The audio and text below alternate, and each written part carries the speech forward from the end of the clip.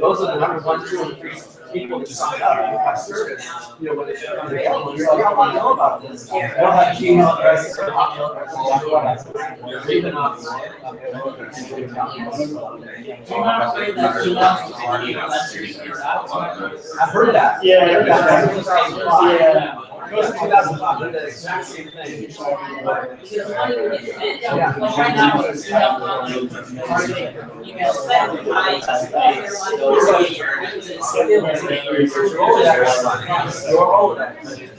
Your users.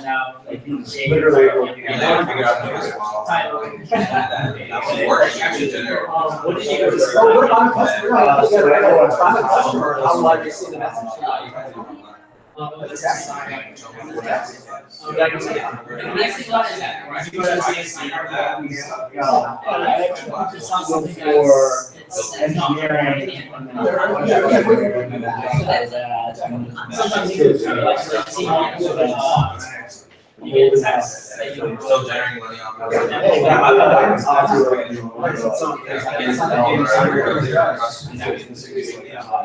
So, yeah, so I'm not really text market. I think I have to do we can see the numbers.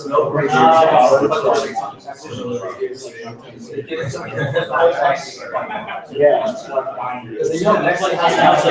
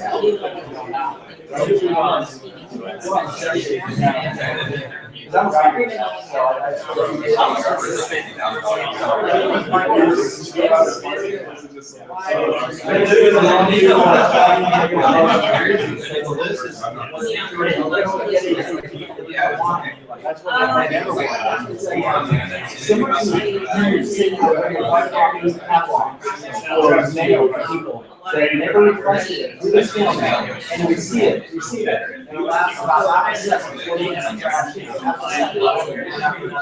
Same way with you want it. Slow.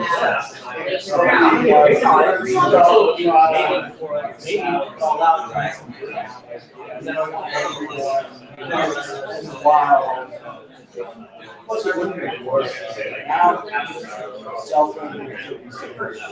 this case, it's already emailed it out. So you're not seeing it down. So you're not.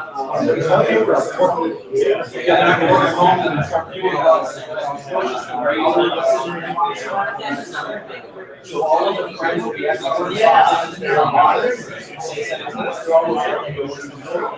And then everybody else, we're gonna stop them and give them a little bit of action. That's all it is. It's just not all the craziness. And then, I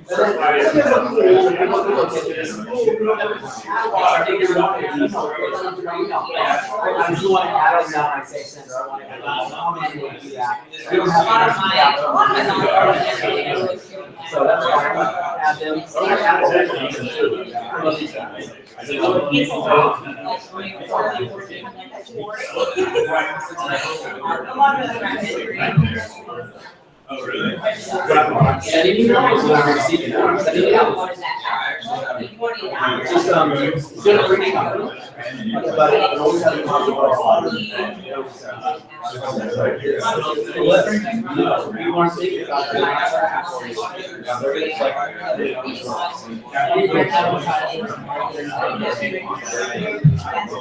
advertisers and marketers, they may or may not be, we're not worried about them. The user is the one that's really end user, but they do still worry about because Sears.com, they want my stuff, so that's why I do stuff, and I go right on through and all that other stuff. So, yeah, what's that? That's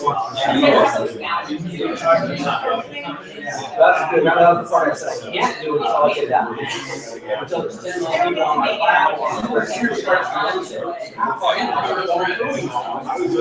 Oh, because we're not saying that on any of these people. You know what I do? We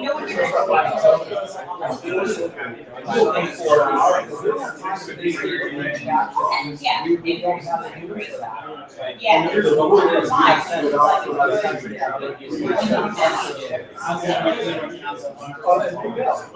Remember, I sort of pointed out earlier, that's one of the part, is that if you're anybody, so when I have the numbers, party crash. Listen, remember about sending them.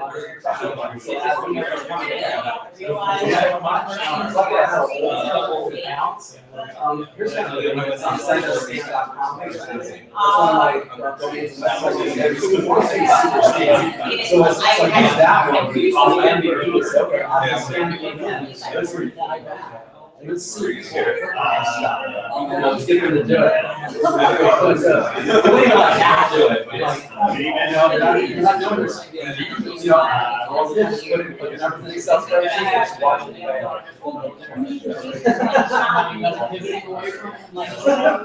Okay, well, that customer's not gonna pay for it, then who will pay for it? And that's the customer.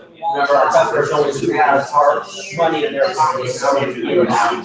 So that's what I'm at now. I'm gonna change restaurants now. And then require the user to click on something they don't want. Can I require that? Then, does too loud and ads and those kind of things comes through. It's almost much of so these become the problem that you're going to integrate for yeah, so very easy for example. So let's set it up. I think one thing that really that's all it is where you're going that's all it is. That was the only important thing. So the real user use it. I just use the numbers can somewhat really. Okay, now we're gonna have people on this. The numbers are completely like it's kind of good. You know what I mean? So we're gonna ride the car for a long time. So we're gonna figure out what it is. But at the end of the day, the numbers are not. I tell you, there's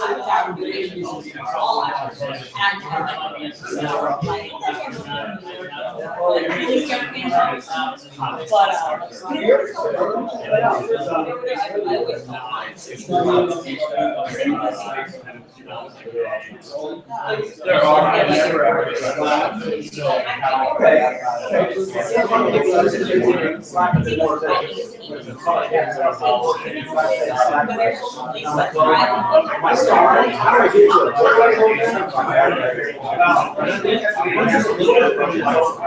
So then there's an email reminder, so I know I shut that off, it is shut off. I don't know, really. Oh, I can see, there's somebody who says, yeah, and I'll just like,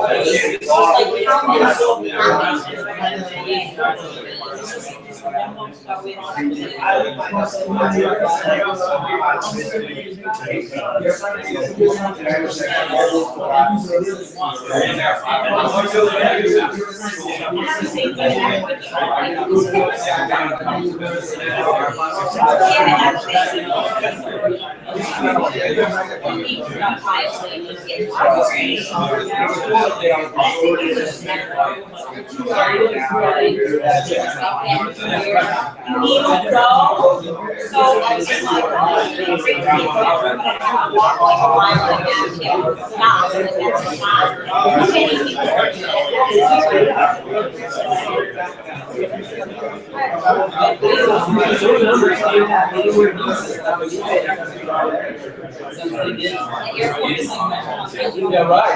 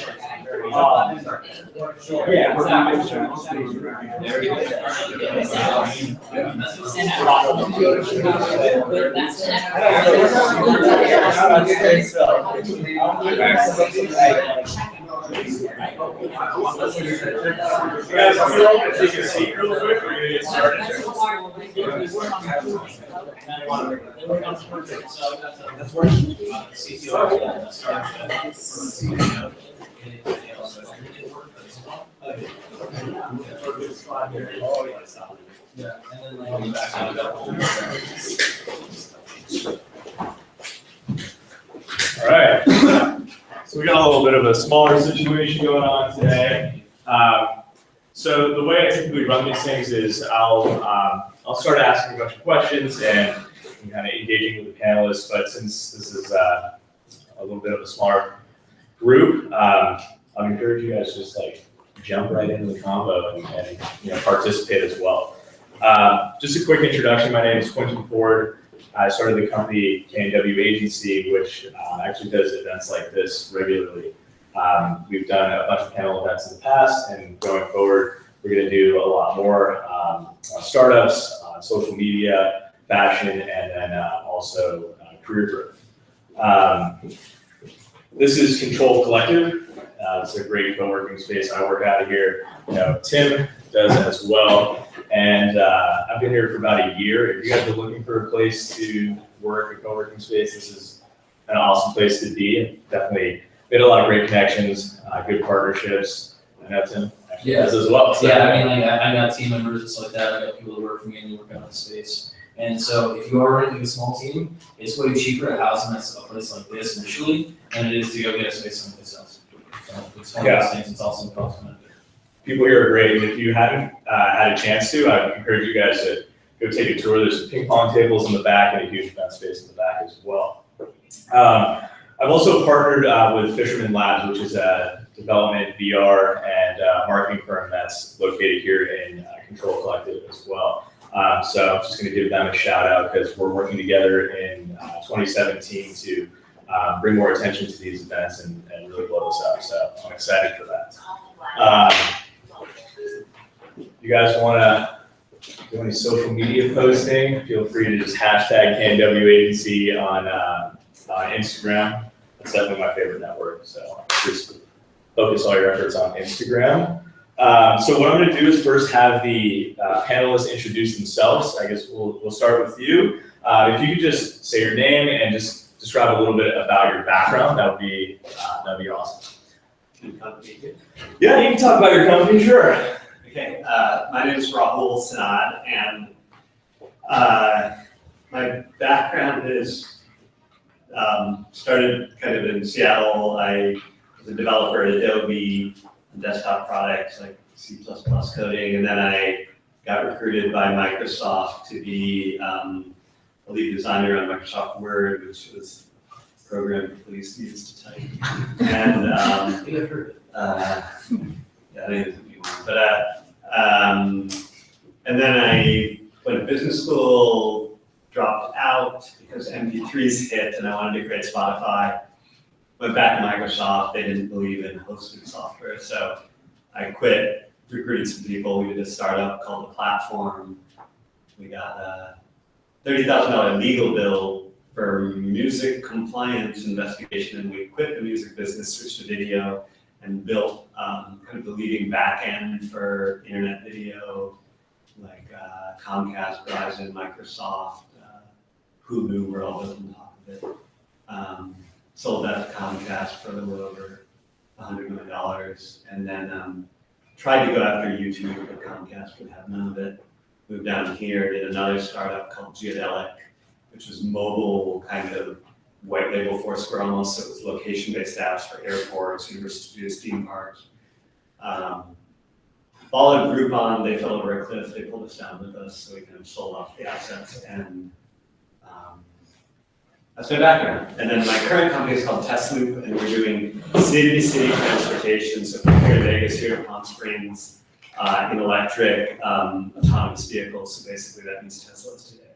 And we do 4 round trips a day to Palm Springs, 2 round trips to Vegas. It's like $40 to $80, so very cheap, kind of high-end business class experience.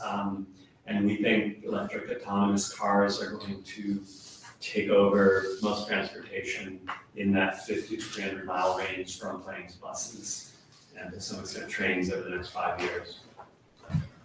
Right on. Kurt? I actually want to try your service. Yeah, really. I was thinking about it earlier. I'm not even like, I don't know, I'm not trying to like sell for anything. Like, no, seriously, I went to Vegas last week and I drove there and now, for CES. But yeah, I want to go back on the 19th, so I can talk. My name is Kurt Roggett. I run Popstand with my co-founder Chris here, and we have Sean here too, our team. My background is, I worked for my first startup in 2006. They didn't really, I mean, maybe they did, but they didn't really call it like a startup back then. It was a really innovative company. I just really wanted to be a programmer at that point in time, and I begged them to work there, and they were a secret shopping network. They gave their customers like secret cameras to go into businesses to build profiles, and they gave them like secret missions. And the internet kind of sucked still back then, so they would have to upload these videos through a network. After that, I worked in Portland for one of the top interaction design agencies called Downstream. You can look them up online. I learned a lot from learning. We did a lot of interactive kiosks. From that, I went to work for Boeing for a while. I did flight tracking systems and UIs for flight tracking systems. I worked for Boeing twice. I did actually a lot of translation. I went to school. I double majored in computer science and Chinese, and so I did a lot of localization of Chinese for Boeing. I was one of the lead front-end developers for T-Mobile. So all of those, if anybody is unfortunate enough to use T-Mobile, I think it's kind of a shitty service, but if you ever have to go to the website and look at the front end, well, if you did years back, then that was probably me, so I hope you don't hate me. After that, I decided around in 2010 that I only wanted to work in startups and I never wanted to work for another large company again, and I wanted every single venture that I did to be my own. So I started building my own startups around 2010. And from between 2010 and now, I've had 3 funded startups. One of them was hired by YouTube. It was a video challenges platform called How Much. They were sponsored by, we were funded by Landscape. I raised for another small community events startup. We raised from Lionsgate. It was called Ticker. The third, so then another startup I built was called Hey. We got up to about 40,000 users. It was a chat application. It was top on product hunt.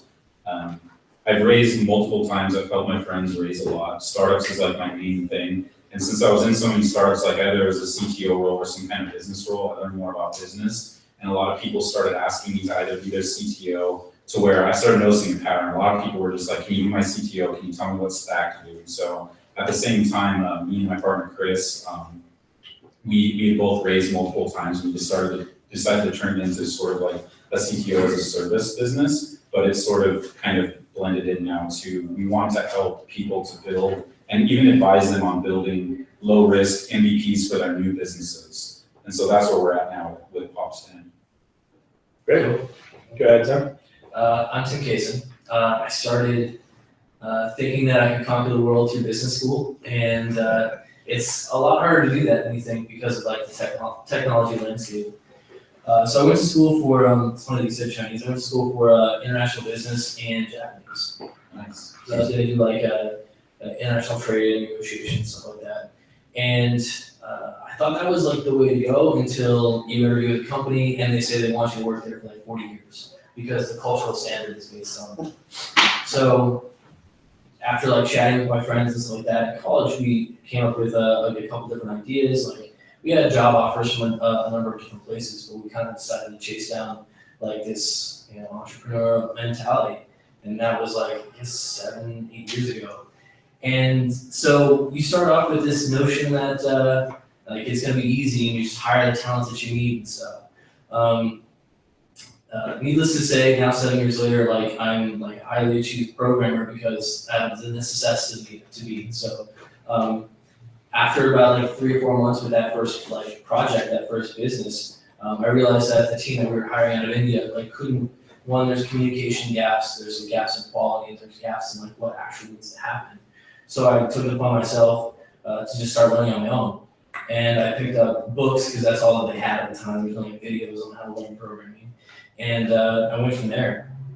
3 years later, I ended up here in California.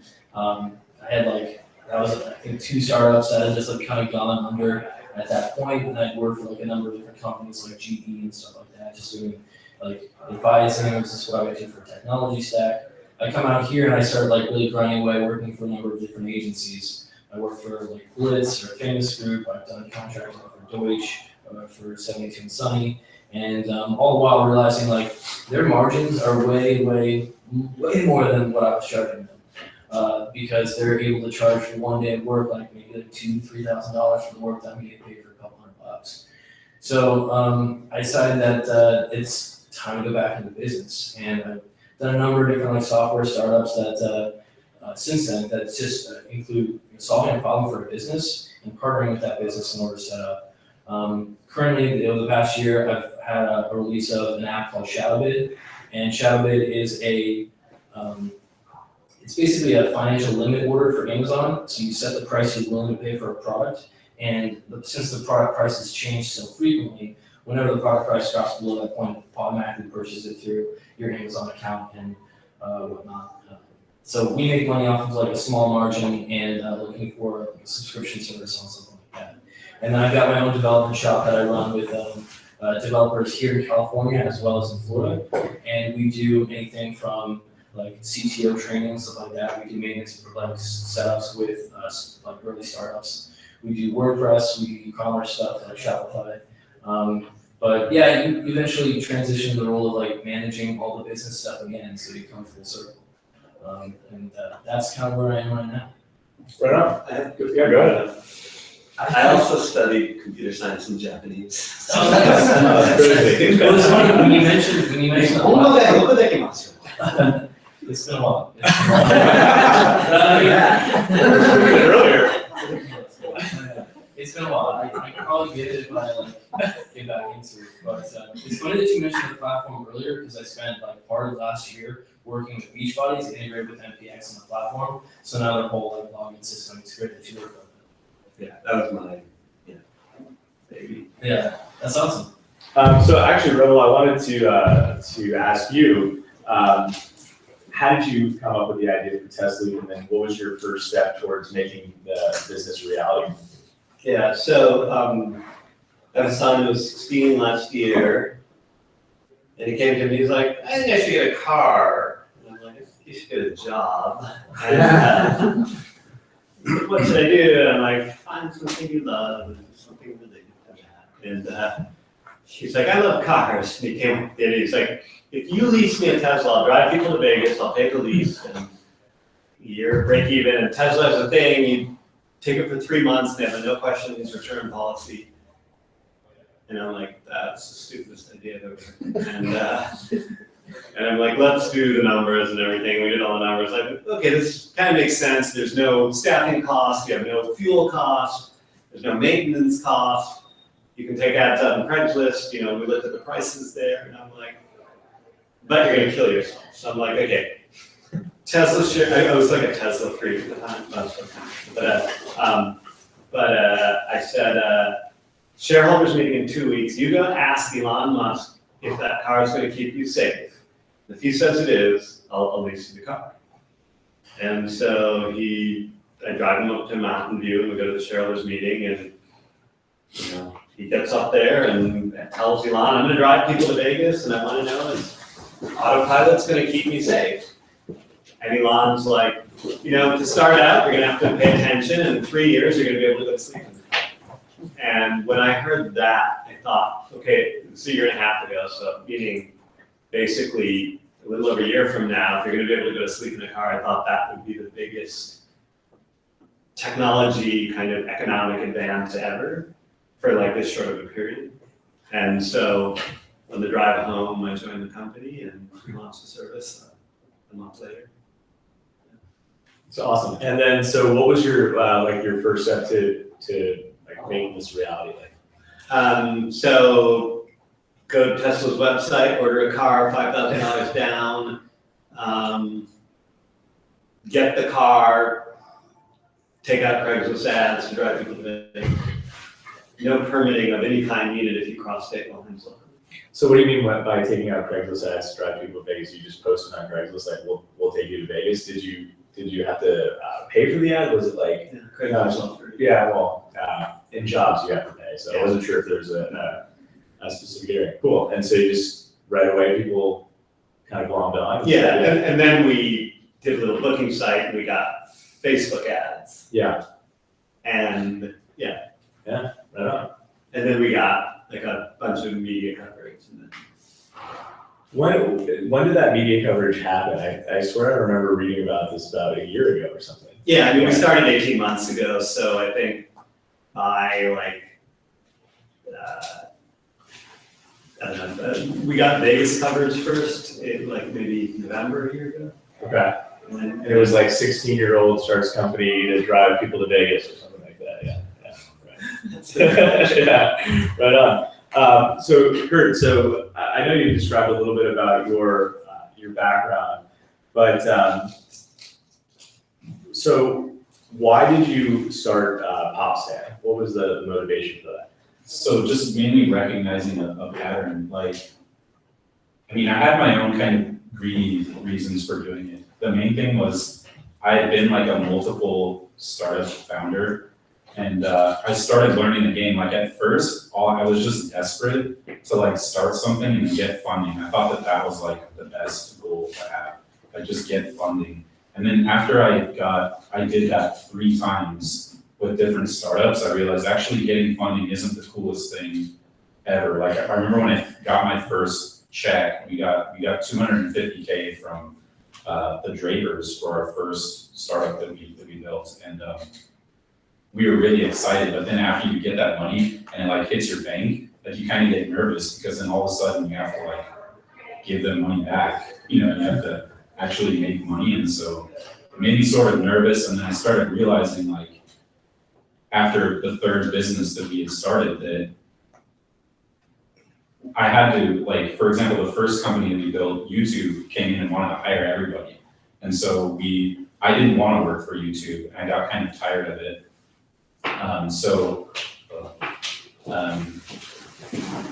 What I realized was that we had a really good team. The 3 times that we did it, I consider them like the A players, like the really good guys. And I got tired of like, hey guys, sorry, I have to fire you basically because, you know, or if you don't want to work at YouTube or whatever the reason was, these really strong guys that I love to work with, like for example, Adam, one of our designers that we work with, I just don't want to work with any other designers. I find these people that I really love to work with, like Chris, and I got tired of breaking up and coming back, and so I thought, well, how can I keep all of these really good guys together? And so that's why we built Popstand, to keep basically the A players of the startups that we had, so that we could then service startups instead. So that was my reason for doing it. I just got tired I just wanted to work with those guys and build stuff because that was fun. So Right on. So what's your favorite thing about what you do at Popstand right now?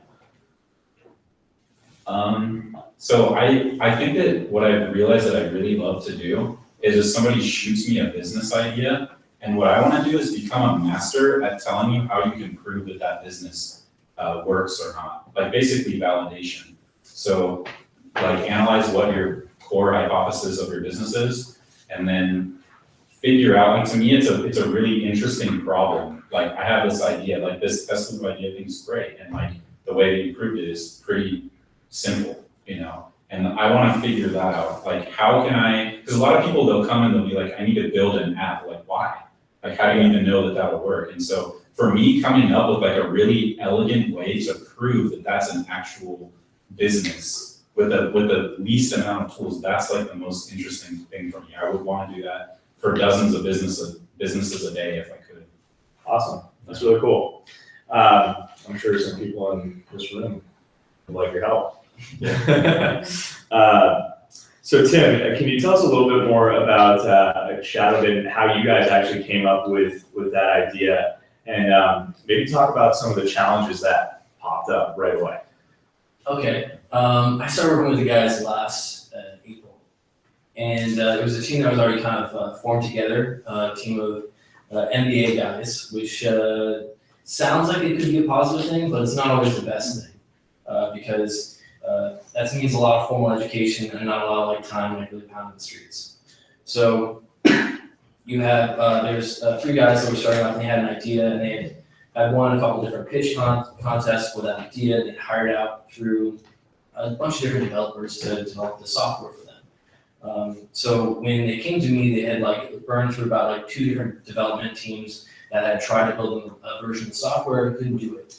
And they eventually, like, both of those software teams just kind of left them in the dust, you know, like with an unfinished product and like still, you know, accounts payable and stuff like that. So I was referred to them as like, hey, maybe you can help these guys out. And I remember sitting down with them and talking with them, just like, you guys have a really good idea and like a solid like plan of what you guys want to do, but you guys don't have a lot of like momentum on the ground of actually doing it. You need like a technical person. And they're just like, well, we were hoping that would be you. And I'm like, oh, I see. And the whole meeting changed for a moment. I'm just like, okay, let me think about it, because it's a lot to just like come on to like a new project and like kind of take up all the technology side. A lot of the challenges that we faced after I just decided to come on and help them was there's like a certain amount of dedication that all the team members have to put up, and they've also got to find their specialty within that team. And so it's really calibrating that for one. And 2, getting your product to market like as soon as possible to test it out, because realistically, it's not just one of those things where you can just create a product and then just release it on the market and hope it does well. you've got to find your first clients, your first users, and actually test and break that product as soon as possible. That's why you're bootstrapping is like the best. What's the cheapest way we can get this out there and bootstrap it?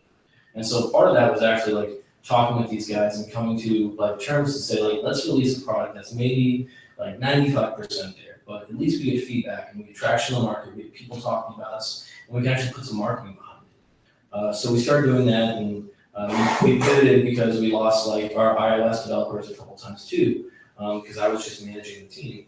So I was just like, you know what, we got to a point where, you know, we lost an iOS developer again, and I was like, we have like half of a Chrome extension built. In about like 2 or 3 weeks, I can do that myself, and I'll just push it across the line. And so we ended up doing that, and I pushed it out to the market, and now we launched on Product Hunt, and within the first like day or two, we had like 300 users and stuff like that actively using it.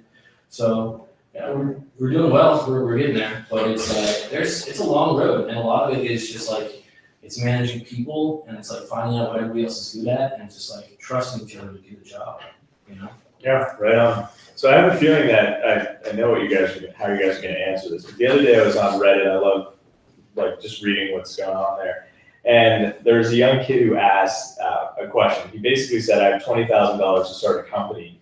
How should I spend it? And I wanted to know what your thoughts are on that. If someone's starting out, if you have 20 grand in the bank, what do you do? Maybe you want to answer that. I mean, to me, that's not the right question at all. Right. But I would go for cocaine and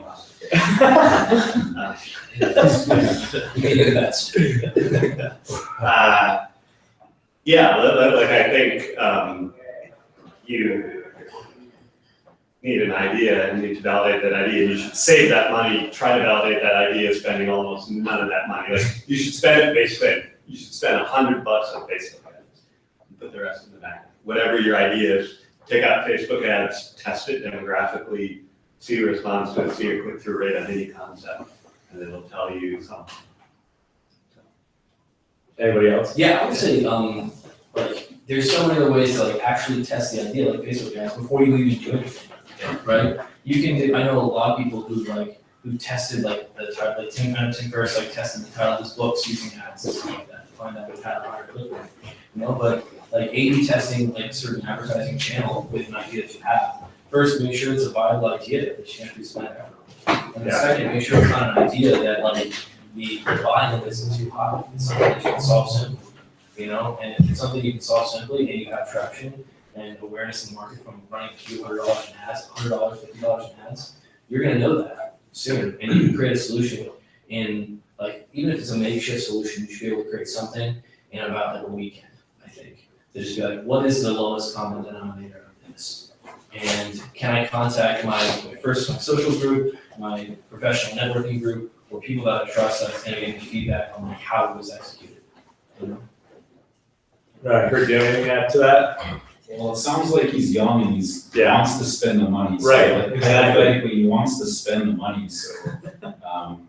I agree with what these guys say, that's actually really smart, but if he's young and you know, that's his goal, I think that he would benefit a lot by building an actual project if they're really young, because like sometimes, you know, you might realize that it's something that you really hate to do. And I think that $20,000 to spend on, you know, building a product, yeah, you have to validate the product and you have to go through an idea process, but I think that $20K would be really well spent building an actual product. You know, whether that means you want to get a little bit of help with like a co-founder and give them a little bit of money to sweeten the deal, like maybe you want to build a mobile app and you want to hire a company to do it. I think that you probably get a really great education actually building it. Like, I had no idea what it was like to build software at one point in time. It sounds like this person did. And just going in and actually building the whole project out, even though it was a failure. Like I remember the first app I built, I wanted to build an events app.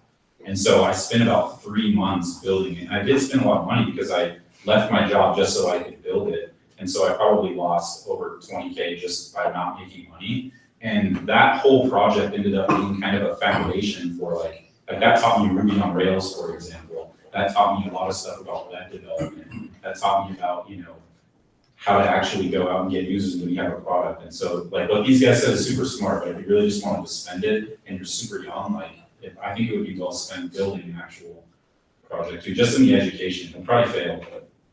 Yeah, sort of like buying time while you try something out. Yeah, using it just on your own expenses while you develop it. Like if you're smart at engineering, use that 20K to kind of burn out while you build it yourself.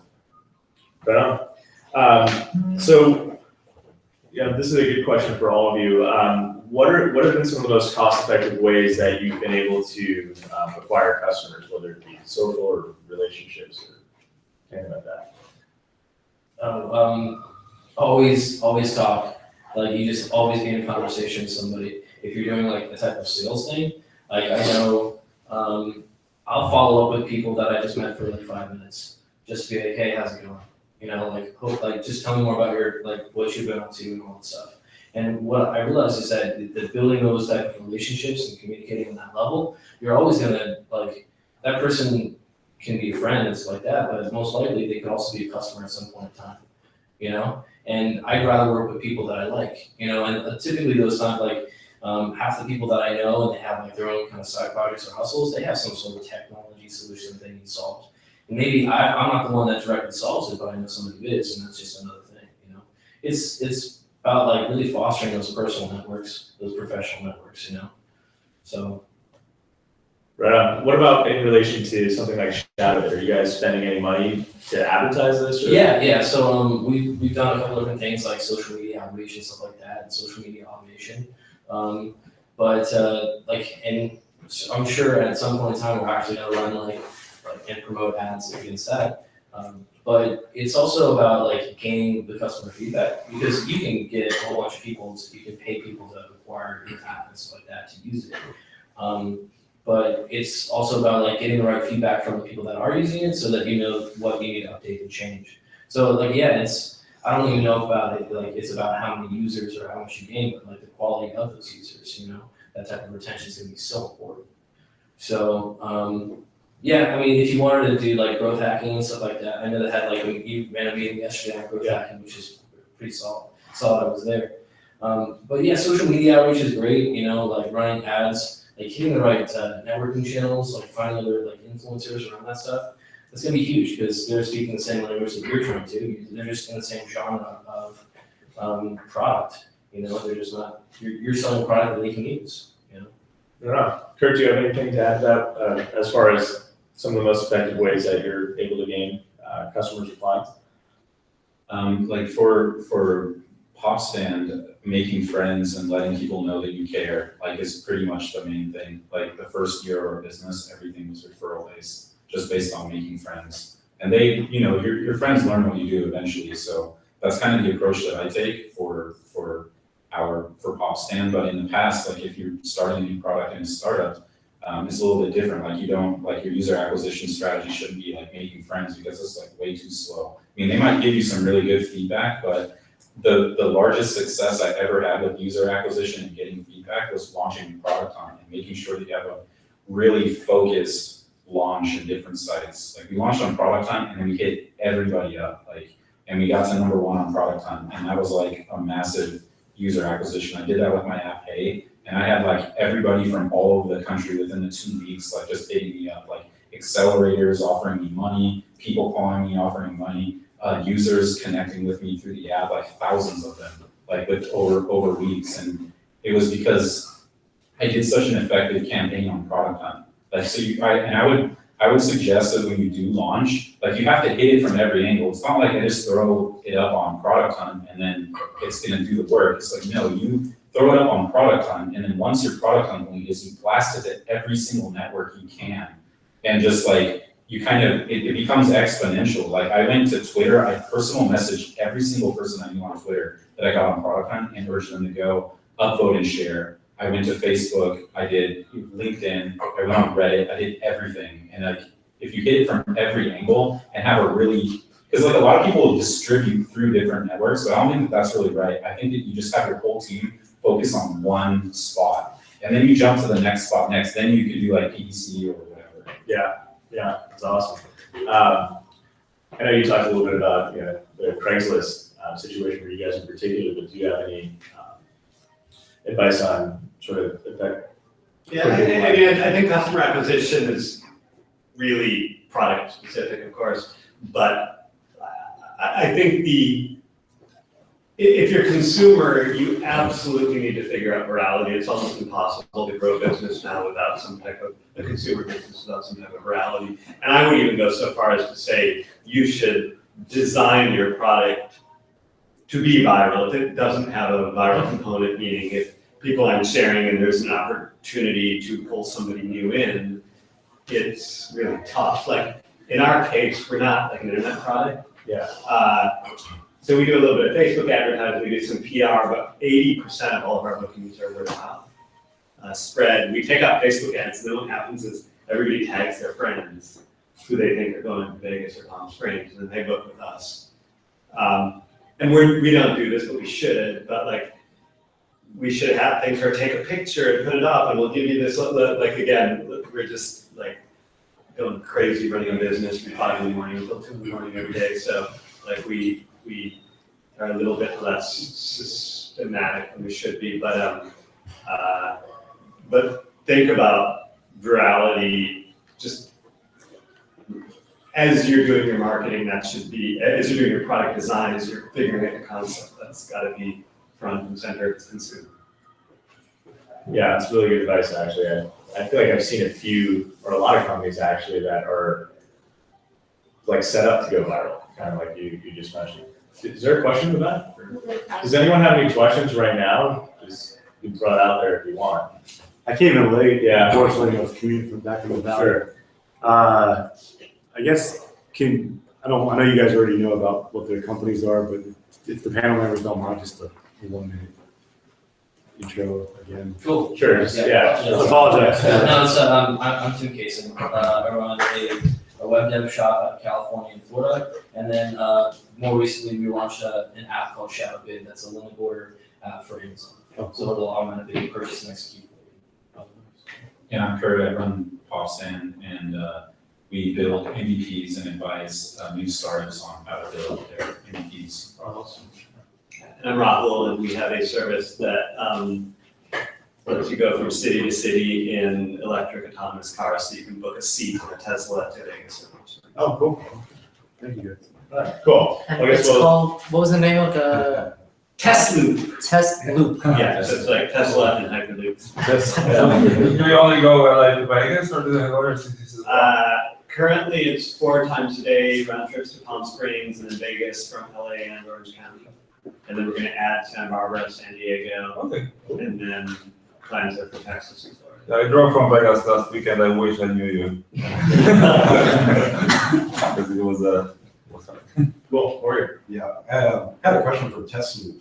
With a startup, how much consideration did you guys give to like the legal, like pushback from the Department of Transportation, getting into kind of like that commuter, just thought process? How does that, I know that typically in the industry, We're pretty, how does that work out? we kind of don't try to push boundaries at all. Like, so now again, the laws are really weird and arbitrary. So if I go to Vegas, there is 0 regulation.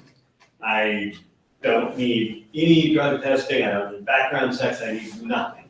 If I go, to Palm Springs, which is much closer, I need a $1,500 permit that takes 9 months to get. I need random drug testing. I need DMV pull notices and everything. So that's why we launched Vegas first, and the Palm Springs is a much better route. But yeah. So I think like though, my advice for a startup would be, don't be excessively, like there's a lot of laws that should be treated as guidelines. Just in general, if you look at Uber, there would be no Uber business if they were like, we're going to obey the law. And there's so many other startups where, yeah, like you don't, there's all sorts of things from, like my last company, we would grab information from Yelp and show it or something. And was that totally legal? No. Did Yelp care? No. Like, was it breaking copyright? Maybe. But like most things are like, yeah, if somebody doesn't like it, they'll give you a cease and desist, and until you get that over. I mean, it's different when you've got like people in cars, because it's just Thank you. Does anyone else have anything? Cool. All right, I'm gonna move I on. had a question Yeah. for Kurt. Like you said, your initial marketing was all word of mouth, and what do you guys do now to get more business? We go out, I went to CES actually, because I knew I would meet more people. Like we sort of changed our model a little bit because we were just kind of just a software services business, but then we sort of realized that we want to focus not on larger, like mid to like large size businesses. We only want to focus on small and startups. And so I went to CES, for example, and then focused on meeting all of the startups that were presenting there so that I could, whip up more partnerships and clients. Because we grew, we started with 2 people and now we have 7 full-time and a total of like 15 total contractors. So like now that we're growing, it makes more sense to build more partnerships.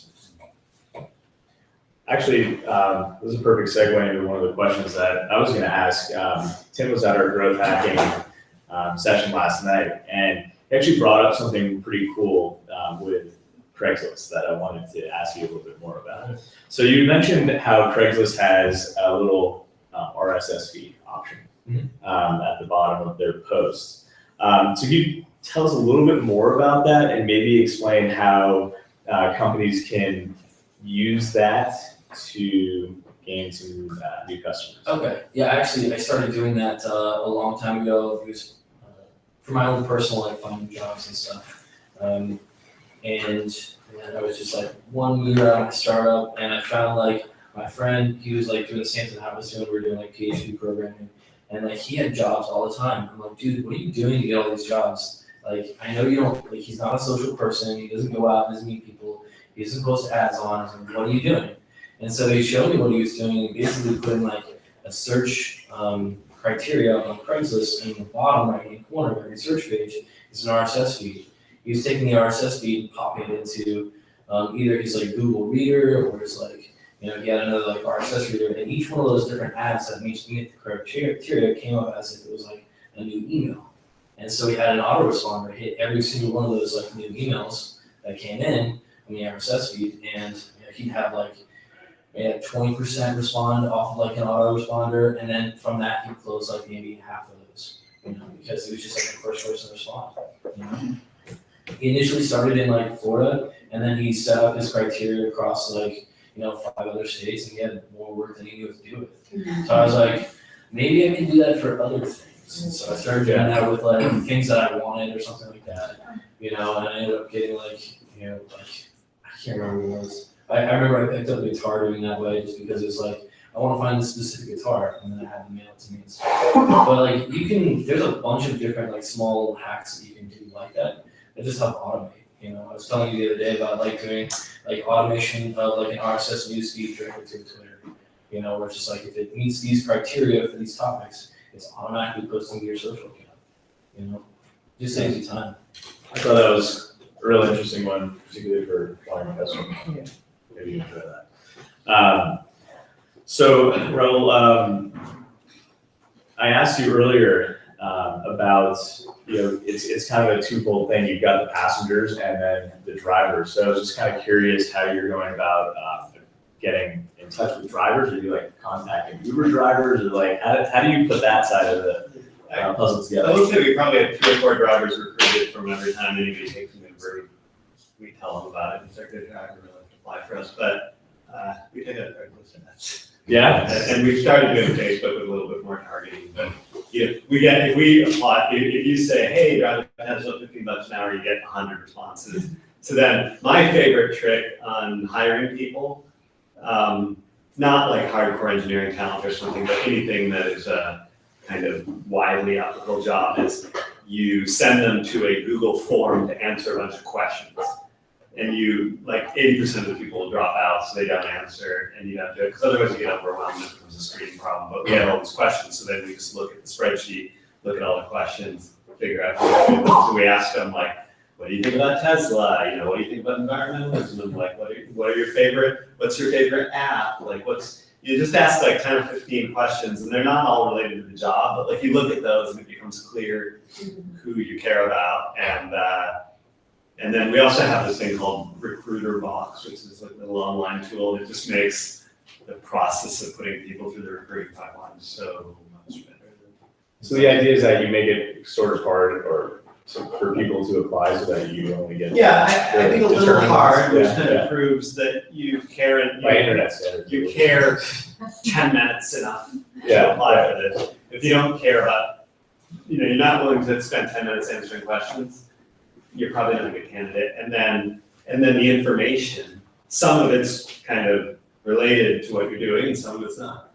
And you look at that and it becomes just really quick. You can just pick out people like, yeah, I want that person. It's funny, I just posted a job listing in Florida for like an intern, and I purposely misspelled like 3 words in the job description, and at the end it says like, the subject line of the reply to this post should be the 3 words that are misspelled. And so if it's not that, I just delete it from the inbox. Because you're not paying attention, or it's like somebody with like an autoresponder type thing. But I like the Google Forms thing, I'll have to try that out. That's cool. So this is actually a question for all of you, but let's start with Kurt. I was wondering, like, what was one of the worst things that's happened to you in your professional career to date? That's a good question. I think probably dealing with like rejection from somebody who doesn't validate your work. Like I've had a couple of times where I worked really hard on something and then I got fired for it, or I've been fired before, like in a really brutal way, because I did something that I actually was proud of, but just getting totally destroyed by somebody. Like there's an example. I worked on this team. Me and this guy got hired at the same time. I didn't get fired. It was probably one of the worst situations, but I really wanted to be the lead developer. This is like when I first started out. I really wanted to be the lead developer, so I tried really hard. Came to work every day. I worked like 10, 12 hours. I tried to make sure all of my projects were turned in early, and that I was coming up with good solutions, making the company a lot of money. And the guy that I felt like was an inferior programmer to me, he got hired and then became my boss, and I hated him. And so every day I came to work, I just hated this guy so much. Like I didn't want to it just made my whole life miserable going to work. And so I guess me failing at not becoming the lead developer of this company and then just leaving the company eventually was like that's probably the worst thing. I mean, there wasn't any disasters. Actually, there's been times where I had lost a lot of money and stuff, but it didn't really bother me as much. But just having this guy be my manager was, it's probably like, I just hated him. And he would even, Mike, or like, oh, are you sure you want to program it this way? Like, why don't you do it this way? And he would like put his chair next to mine and like be like side programming with me, and I just fucking hated it. So It's such a developer thing. I still maybe like I don't want to hate anybody, but if I probably did hate one person, it's this guy. Hopefully he's not doing well somewhere.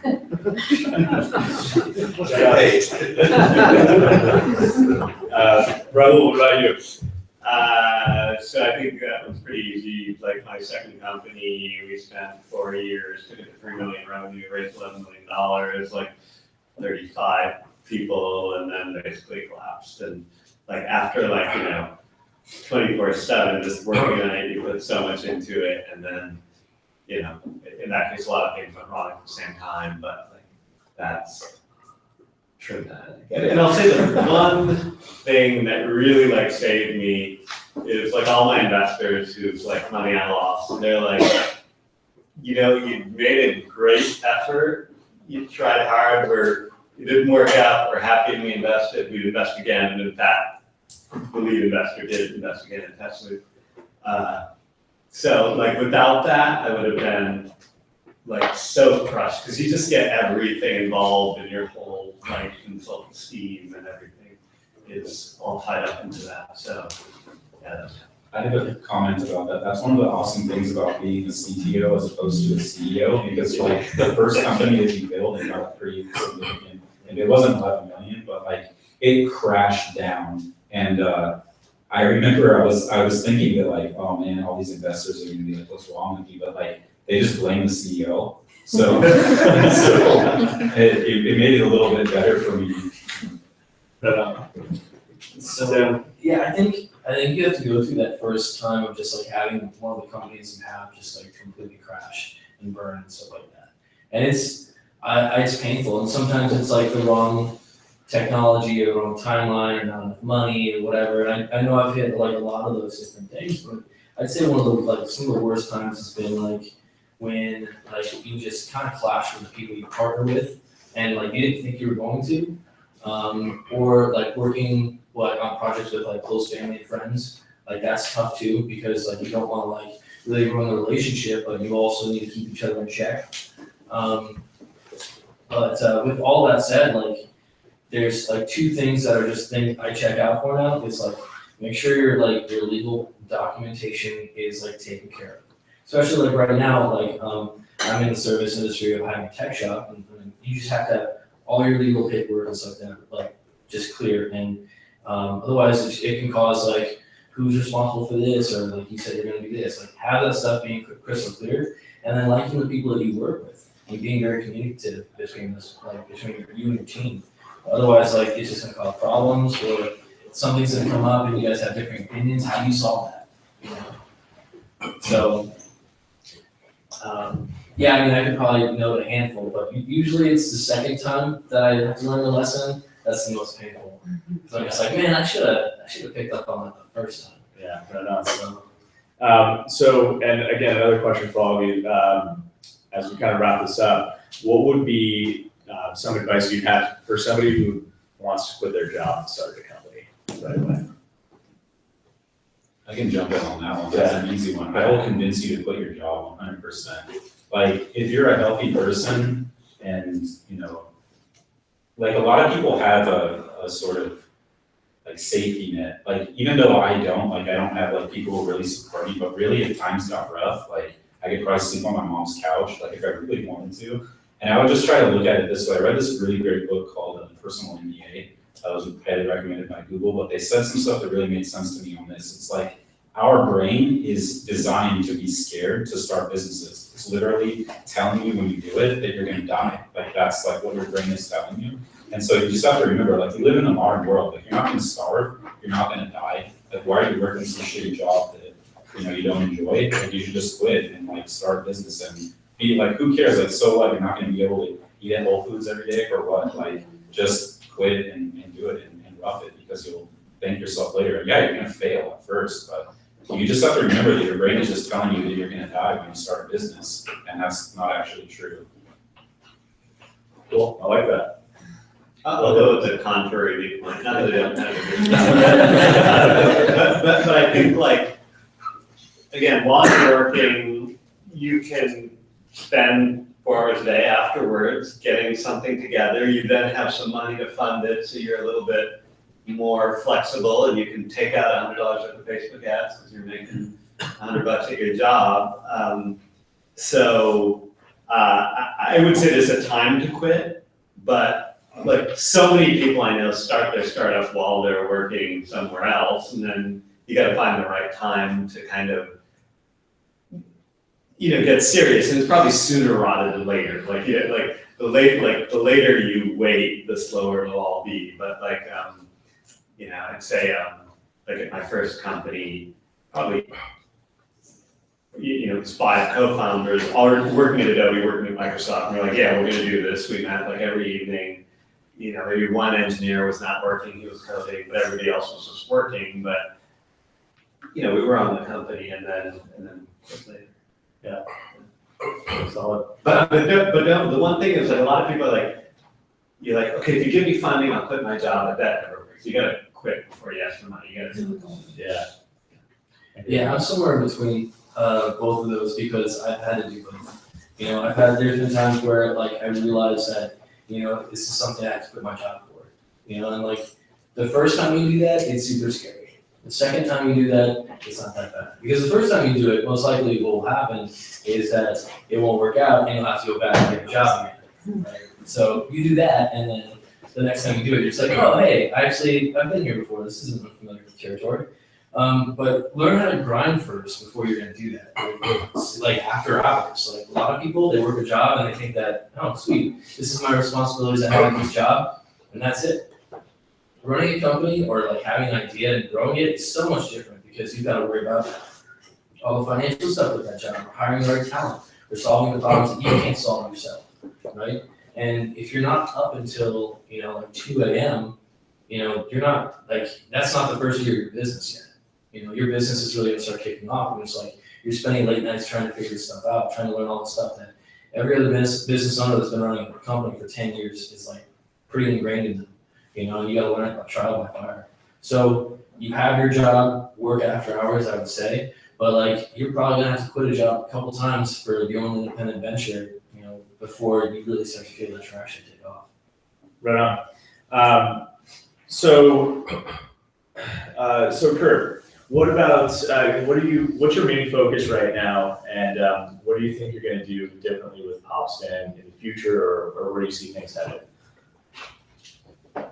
Well, I think that what I really want to do is narrow the focus to startups that I really believe are going to grow. Like when you build a quote unquote dev shop, like what I found is that there's different kinds of dev shops. Like most of them, their purpose is to find a client and then get as much money as they can from a person.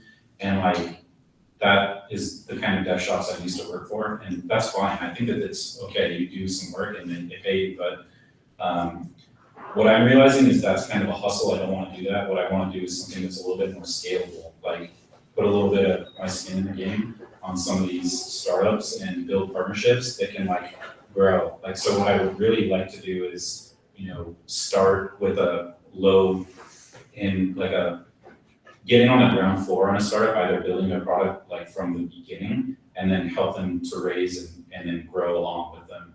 I think that that's a better focus for us, like rather than just like contracts and coding for money. I think that it'll be, in the long run, it'll be better. So I want to find startups that are really unique and that I feel like can be like breakaway successes. That's what I want to focus on. Right. Cool. Tim, what about you? What are you currently focusing on, and where do you see things heading in the next year? So there's two aspects. One with the dev shop. Dev shop's called Fuel and Bacon.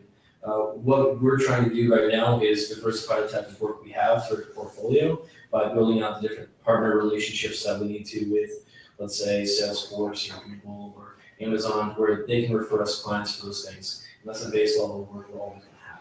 And then building out certain partnerships to attack like new aspects, new mediums, and stuff like that, that a lot of people haven't played around with, or they're just not paying attention to.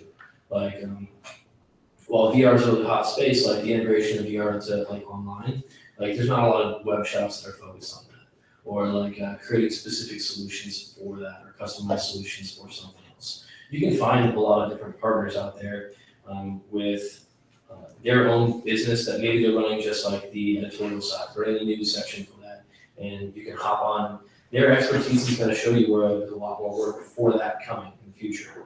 And then as far as ShadowBid, what we're doing is we're launching, we're expanding from a Chrome extension to a Firefox extension sometime in the next week or so. We've got an iOS app that's releasing at the end of the month. Right now, we're in talks with like a couple of VCs and stuff like that to see, what can come of that. But taking it in stride, trying to stay awake as long as I can, so there's more hours to work. Raul, what about you? What's the future of Tesloop? Can you share something? Yeah, I Exciting mean, things with it's us? pretty simple. Our goal is to create the best travel experience in the world. And I think we actually have for any transportation system, but we have to scale that out. New cities, more cars, more investment. But what's just really exciting about the space is the technology that Tesla is developing. It's, I just think, unprecedented anywhere ever.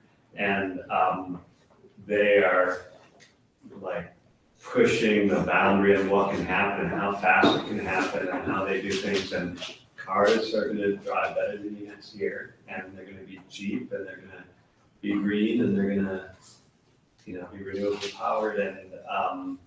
And in 4 years, when you buy a car, it'll go work for you and pay for itself. So it's like, it's really just a profound and amazing thing. And our goal is to make travel free.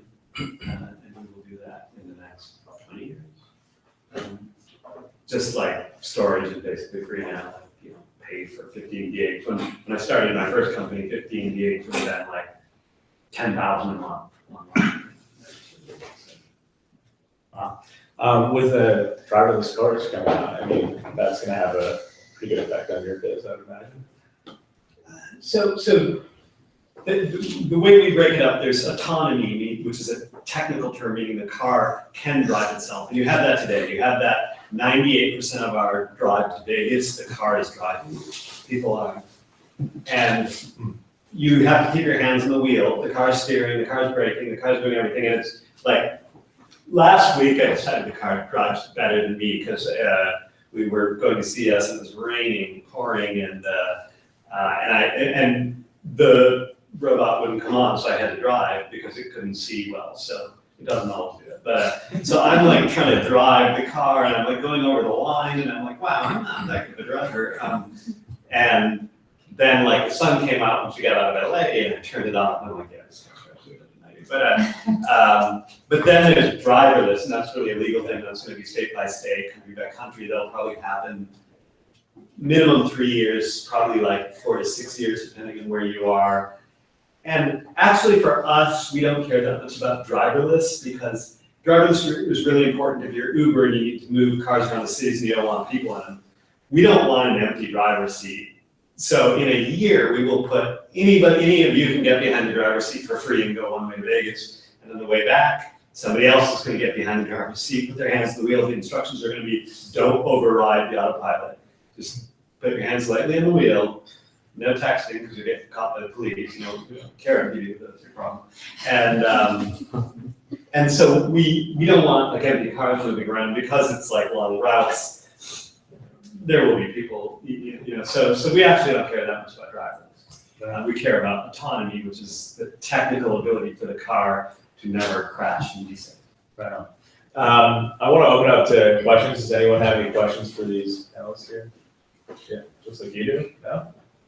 Nope. Okay. Yeah, go ahead. Yeah, you guys talk a lot about staying up late, long hours, and I'm just wondering, do you guys have a health strategy for dealing with that type of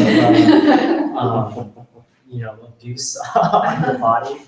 Yeah, put your health second. Okay. I mean, there's a number of things that you can do. Like I try to reserve a little bit of time every week. It doesn't always happen, but I try to reserve maybe 4 to 6 hours where I just recover. And that's like me setting up meals for the week, me sleeping, doing financial stuff, whatever. I'll try to get sometimes I go more than this, but between 3 to 5 hours a night of sleep. And then you just keep grinding, you grind it out, and eventually all the things that you think you need, you don't really need. You know, there's days that I'll work straight through and I'll just oh man, I forgot to eat today. I should do that. You know, but yeah, there's things that your people will constantly remind you that are around you to be hey, I don't think you eat anything today. And if you gotta find some of those people who do that, but just keeping your focus on that is gonna be priority number one. At least for me. Yeah.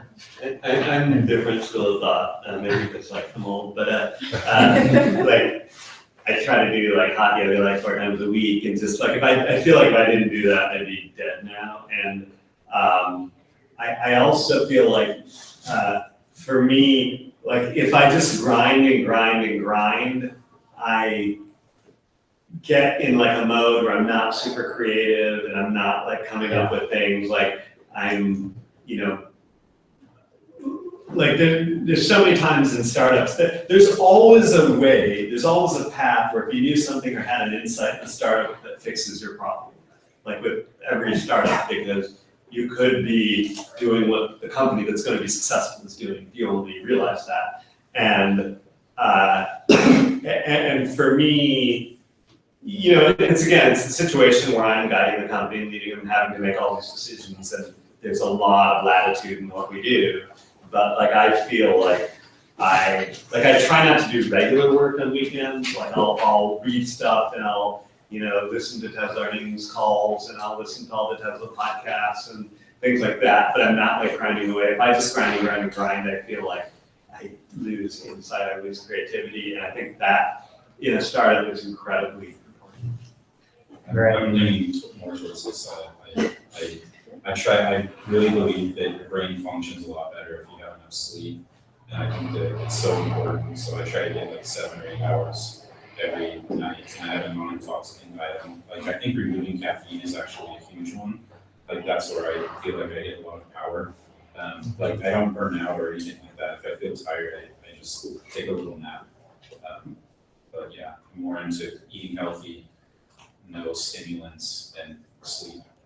I'll give you another one insight. I talked to Matt, who founded WordPress, Automatic, and I was walking with him, and I'm like, so how was it when you started it? And he's like, basically, I just coded like 20 hours a day. And I'm like, what do you mean? I do code 20 hours a day.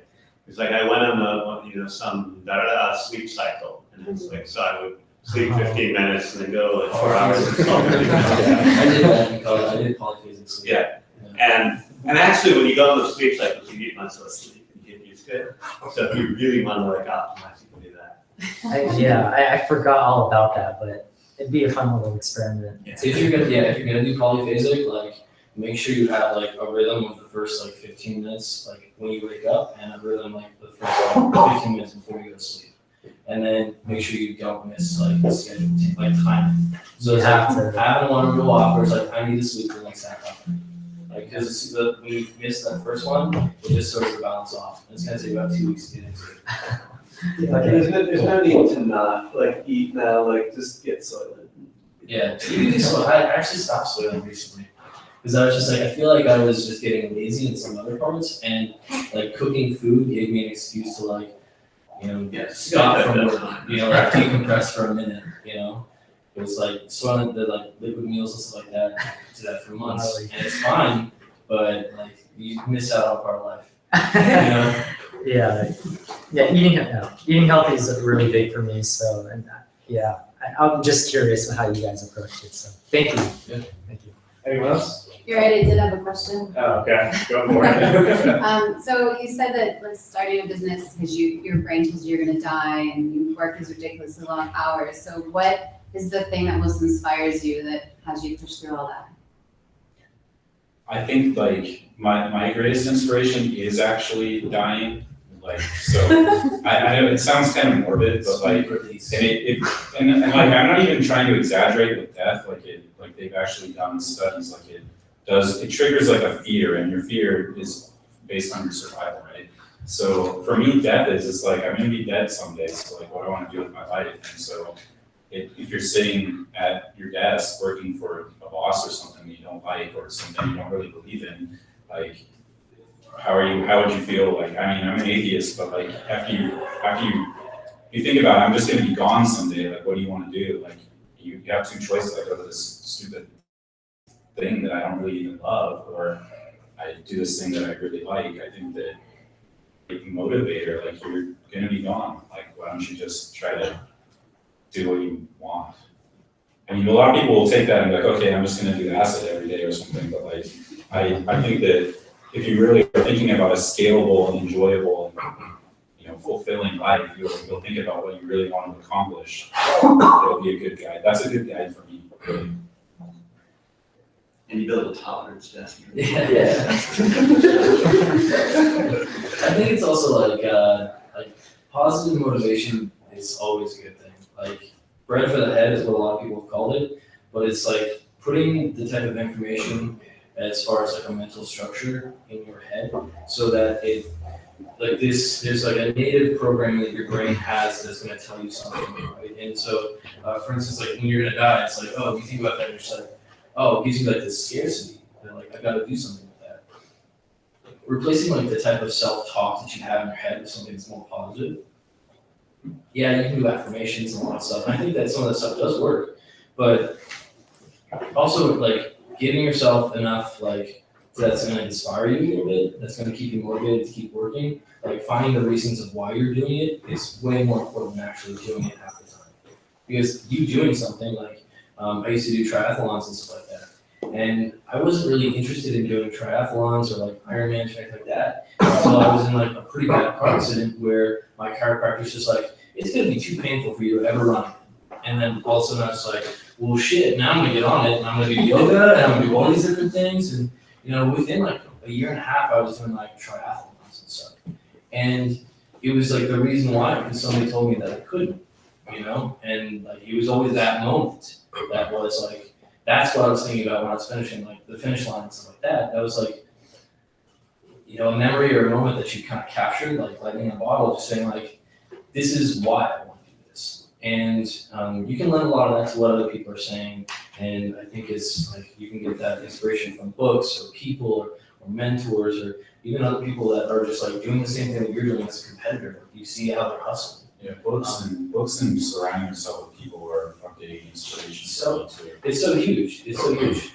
And when I find out like what it like, it's almost like a game of arms for like that type of motivation, because like you'll suck in this like kind of surface level motivations, like go out, hustle and stuff like that. And even some of the stuff that I'm just like, go out and grind, you know, it's good, but like it's not enough motivation. That's like the now motivation.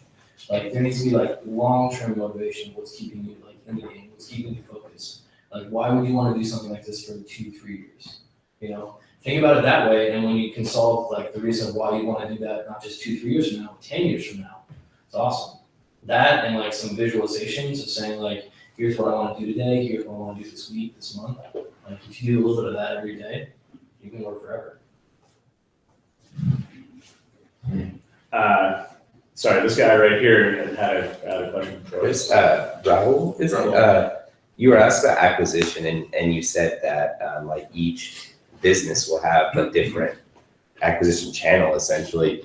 And I think that's really valuable. Acquisition is a very important part of any startup. And if you can't acquire a customer and you can't scale that acquisition channel. So could you expand on that and like how you identify your acquisition channels for different businesses? Do you just go to one, or like how do you kind of formulate? Yes, so I think the big question is when you acquire a customer, are you making money or not? So if you're making money, you can spend a bunch of money to acquire customers.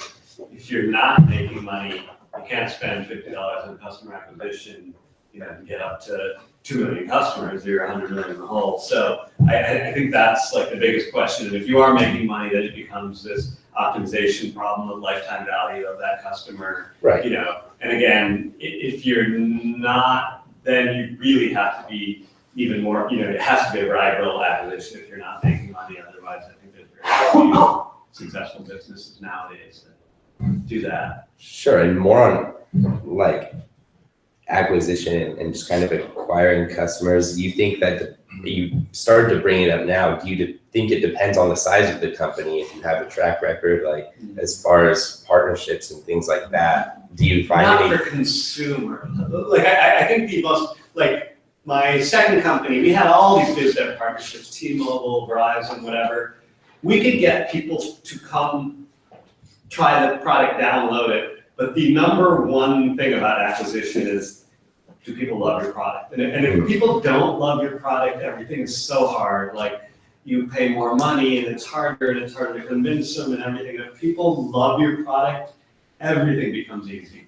Like, so, like I think, and it doesn't matter how much your product does, like it's so much better to do one tiny thing incredibly well than to do like 15 things 80% or even 85% well, because the bar, like, is this kind of friction issue. As soon as there's any friction, like currently, I don't think this was the case 20 years ago, where I remember going like an hour to try to download and install software. Like nobody would conceivably do that anymore. So, you know, to me, it's like, if it's consumer, it's all product now. And the bar is so high. And so the only way you can make a great product is to make the product as small as possible to start. And then, we got to call it quits. We're running low on time here, but I'd encourage you guys all to hang out and talk to each other and continue the conversation for a little bit. But let's give a round of applause for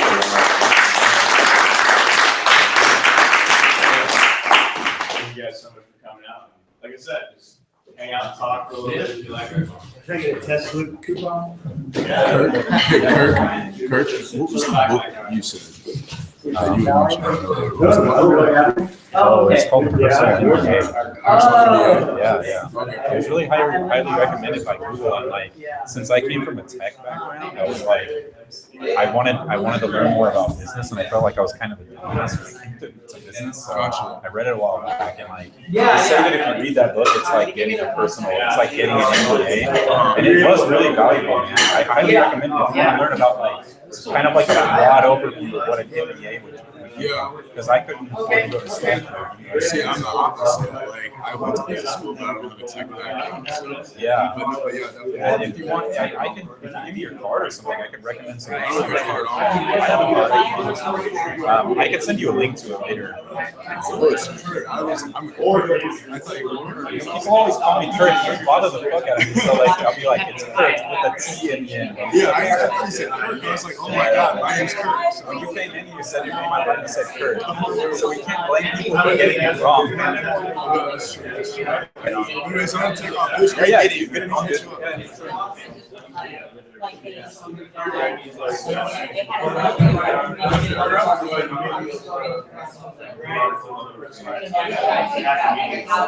That goes back to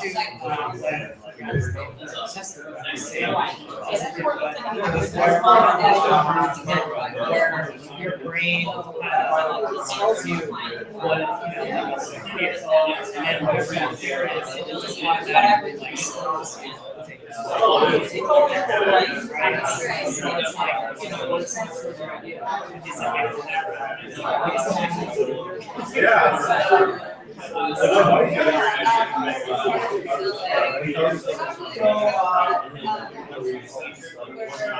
I work so much. Yeah, I didn't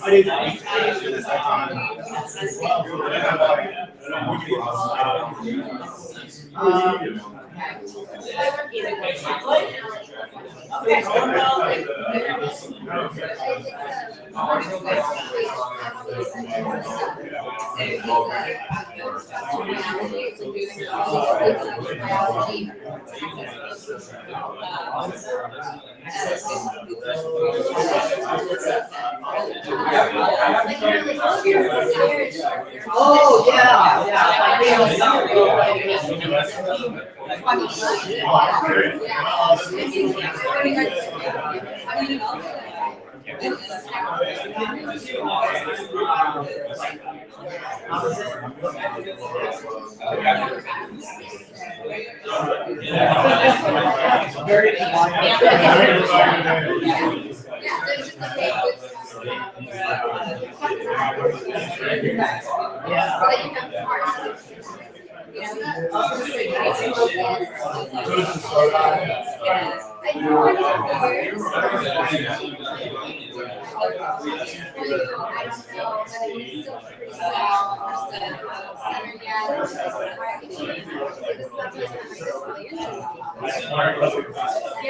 networking, like figuring out how to get awareness there, you know,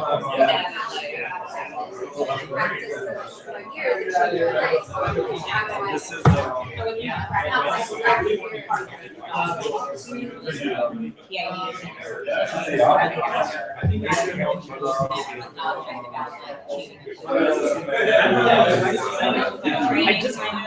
I quit mechanical engineering. I used to work in aerospace. Wasn't into it. Saw General Assembly's 10 person just jumped in. I'm looking for opportunities. So any opportunities that just work on it, it's not everybody doing something. Right, well,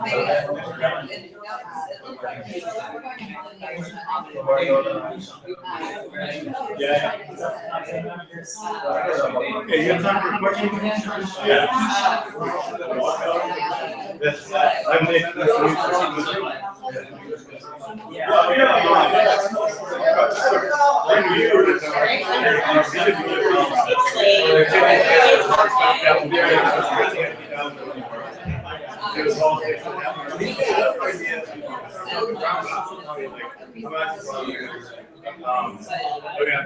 Really good business for everyone. But like. It's one of those years where you